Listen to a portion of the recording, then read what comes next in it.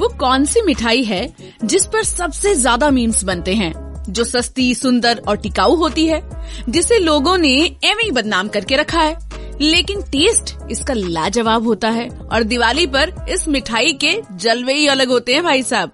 I know, आपने guess कर ही लिया होगा, इस मिठाई को किसी इंट्रोडक्शन की जरूरत नहीं है। इट्स नन अदर देन हर दिल अजीज सोन पापड़ी। रेडियो सिटी पर फोक कथा। दिवाली या किसी भी त्योहार पर गिफ्ट में देने वाली बजटेड मिठाई की जब बात होती है, तब जहन में सबसे पहले आता है सोन पापड़ी का नाम, जिसे कुछ लोग पतीसा भी कहते हैं। हालांकि पतीसा थोड़ा डेंस होता है और सोन पापड़ी से अलग होता है, बट यू कैन से ये दोनों कजिन्स हैं, यानी कि सोन पापड़ी एंड पतीसा।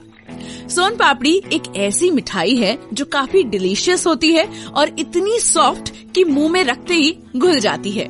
लेकिन क्या आपको पता है कि आमतौर पर एक घर से दूसरे घर पहुंचने वाली ये मिठाई आखिर आई कहां से? मैं बताती हूँ आपको। भाई देखिए, दिवाली के मौके पर तो सोन पापड़ी बहुत ज्यादा नजर आती है। फेस्टिव सीजन आते ही सोशल मीडिया पर इस मिठाई को लेकर मीम्स भी वायरल होने लगते हैं। इसके ओरिजिन को लेकर कई तरह के दावे भी किए जाते हैं। कई लोगों का मानना है कि ये मिठाई राजस्थान की देन है, तो कई मानते हैं कि इसका इतिहास महाराष्ट्र से जुड़ा हुआ है। हालांकि सोन पापड़ी की उत्पत्ति यानी कि ओरिजिन की कोई पुष्टि अभी तक नहीं हुई है, लेकिन एक हाइपोथेसिस है कि ये भारत के पश्चिमी राज्य महाराष्ट्र में उत्पन्न हुई। कैलिनरी एंथ्रोपोलॉजिस्ट कुरूश एफ दलाल के अनुसार सोन पापड़ी एक फारसी व्यंजन है। शब्द सोन फारसी मूल का है और नाम सोन पश्मिकी से आया है। इसे उत्तर प्रदेश और बिहार में सन पापड़ी कहा जाता है। सन का अर्थ है फाइबर, जो मिठाई में होता है। इसकी उत्पत्ति के बारे में बहुत सारी और भी अटकलें राजस्थान, उत्तर प्रदेश, पंजाब से लेकर पश्चिम बंगाल तक फैली हुई हैं। ये चीन में ड्रैगन्स बियर्ड कैंडी, कोरिया में कुकुल तारे और फारसी पश्मिकी के समान है, जिसने टर्की पश्मानिये को जन्म दिया। कुछ लोग मानते हैं कि सोन पापड़ी इसी से इंस्पायर्ड है। वैसे पिस्मानिये को बनाने के लिए बेसन के बजाय आटे का यूज किया जाता है। पिस्मानियों या पिस्मानिया को आटा, बटर, चीनी और पिस्ता से बनाया जाता है। सोन पापड़ी को बनाने के लिए नॉर्मली भुना हुआ बेसन, चीनी और खरबूजे के बीजों का इस्तेमाल किया जाता है। It is a very light and flaky sweet, जो भारत की लगभग हर मिठाई की दुकान पर अवेलेबल है। आप अक्सर सड़कों पर शॉपकीपर्स को सोन पापड़ी बेचते हुए पाएंगे, क्योंकि ये सबसे प्रिय मिठाइयों में से एक है। ये एक साधारण लेकिन बहुत ही स्वादिष्ट मिठाई है, जिसे कोई भी ना नहीं कह सकता। ये बहुत ही डिलीशियस और बहुत ही हेल्दी भी है, क्योंकि इसमें जितनी भी इंग्रेडिएंट्स हैं वो बहुत ही अच्छी हैं। सोन पापड़ी को इंडिया में कई नामों से जाना जाता है। सोहन पापड़ी, सन पापड़ी, शोम पापड़ी और सोन पापड़ी। भारत के बाहर भी सोन पापड़ी के बहुत सारे आपको वेरिएंट्स मिलेंगे, जो उस डिश की गवाही देते हैं जो टाइम और प्लेस के माध्यम से ट्रैवल कर चुकी है। अगर बात करें चाइना की, तो चाइना में हान डायनेस्टी के दौरान एक उद्यमी रसोइये ने एक फ्लॉस जैसी चीनी पर बेस्ड मिठाई के लिए सोचा, जिसकी प्रिपरेशन की प्रोसेस कोई प्रदर्शन कला से कम नहीं थी। उसने ऐसा महसूस किया कि ये मिठाई सम्राट का मनोरंजन और उन्हें इम्प्रेस करेगी, तो वो गलत नहीं थे। चीनी, माल्टोज और चावल के आटे बारीक स्ट्रैंड्स को कोट करने के लिए इससे बनी ड्रैगन्स बियर्ड कैंडी अपनी बनावट और स्वाद के लिए बहुत पसंद की जाती थी। इसे नट्स और फ्रूट्स की फिलिंग के चारों ओर लपेटा जाता था ताकि इसकी रिचनेस बढ़ सके। हालांकि इसकी बहुत जटिल बनाने की प्रोसेस का मतलब था कि ये सिर्फ रॉयल और कुछ कुलीन घरों तक ही सीमित थी। फिर कम्युनिस्ट क्रांति के दौरान इसे हान दरबार के प्रतीकों में से एक के रूप में देखा गया और बाकी के प्रतीकात्मक चीजों की तरह इसे बैन कर दिया गया। अब बात करते हैं साउथ कोरिया की। ड्रैगन्स बियर्ड कैंडी दक्षिण कोरिया में कुकुल तारे के नाम से पाई जाती है, जिसका अर्थ है शहद की डोरी। ये माल्टोज और शहद से बनाई जाती है और कॉर्नफ्लावर स्ट्रैंड्स को कोट करने के लिए यूज किए जाने वाला स्टार्च है। फिलिंग ड्रैगन्स बियर्ड कैंडी के समान होती है, मीठे मेवे और फल और हाल ही में चॉकलेट भी। इसका ऑप्शनल नाम कोरियाई कोट केक है। लेकिन शाही विरासत के संकेत के बावजूद इस मिठाई का कोरिया में बहुत पुराना इतिहास नहीं माना जाता। कुछ एक्सपर्ट्स इसकी उपस्थिति को केवल पिछले आधे दशक तक ही ट्रेस करते हैं। अब चलते हैं पर्शिया में, जहाँ पर इसे पश्मक कहा जाता है। पश्मक का अर्थ फारसी में होता है ऊन, लेकिन इस मिठाई का हर रिकॉर्ड बताता है कि इसकी बनावट वैसी है नहीं। वास्तव में सबसे सामान्य रूप से यूज की जाने वाली ब्रीफिंग अधूरे रेशमी धागे के गोले के समान है, जो पिस्ता, गुलाब जल, इलायची, तिल का पेस्ट या केसर से गार्निश किया जाता है। पश्मक का उद्गम यज़्द शहर में हुआ और इसे ईरानी कॉटन कैंडी या फारसी परी फ्लॉस के रूप में भी जाना जाता है।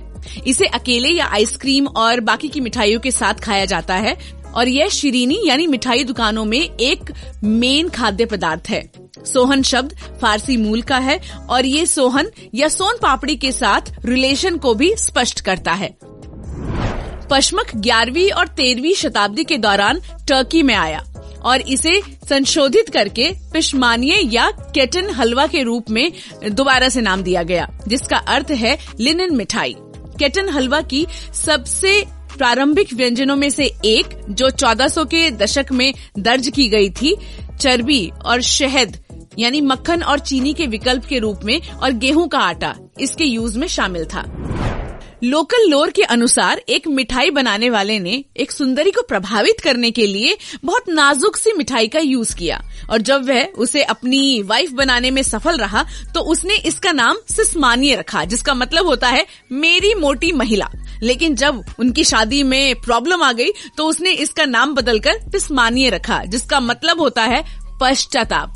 मिस्र की हलवा शार और बोस्नियाई फ्लॉस कैंडी, जिसे सिटेनिजा कहा जाता है, ये भी पश्मक पिस्मानिये के वेरिएंट्स ही हैं।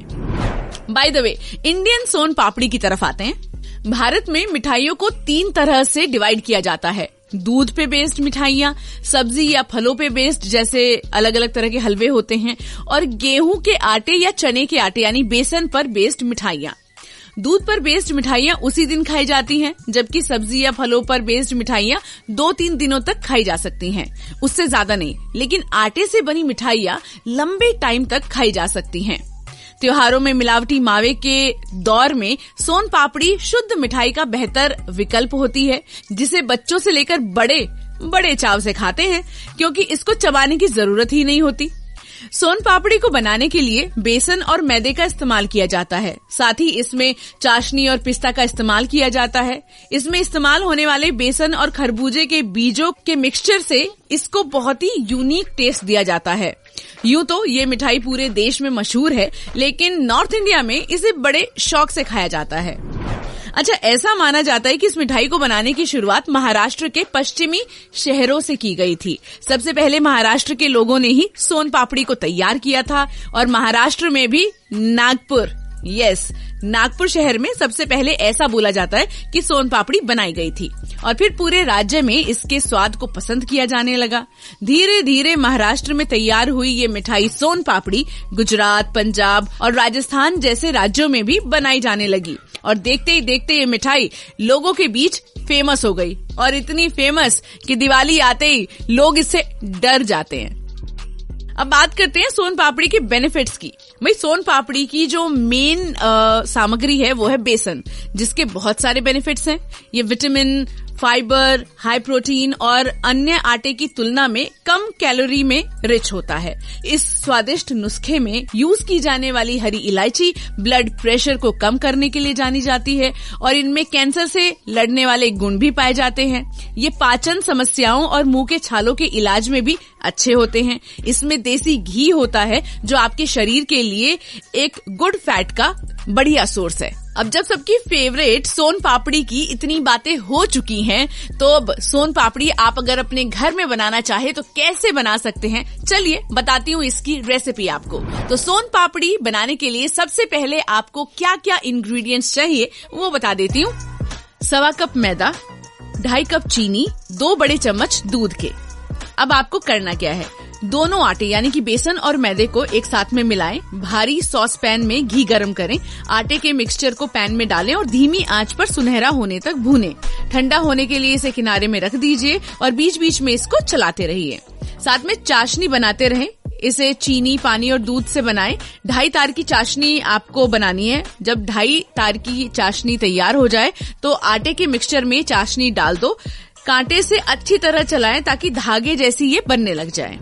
इसके बाद एक थाली में थोड़ा सा घी लगाइए और फिर उस मिक्सचर को इक्वली थाली में फैला दीजिए और ऊपर से बादाम, पिस्ता वगैरह लगा दें। ठंडा होने के बाद चाकू से पीसेस आप इसके काट लीजिए। मेन चीज इसमें क्या है कि जब आप उसको फैलाते रहेंगे, चाशनी डालने के बाद वो जो तार बनेंगे ना, वो मेन चीज है, बस उसको आपको ध्यान से बनाना होगा।